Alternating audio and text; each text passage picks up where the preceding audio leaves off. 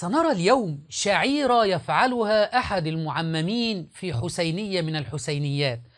أولا، هي لا تصلح أن تكون في أي دور من أدوار العبادة، ولا تصلح أن تكون من رجل دين، وإن كان يمثل مع صراخه مع ضربه مع عويله. هل يصلح من أمثال هؤلاء أن يؤخذ الدين يا عقلاء الشيعة؟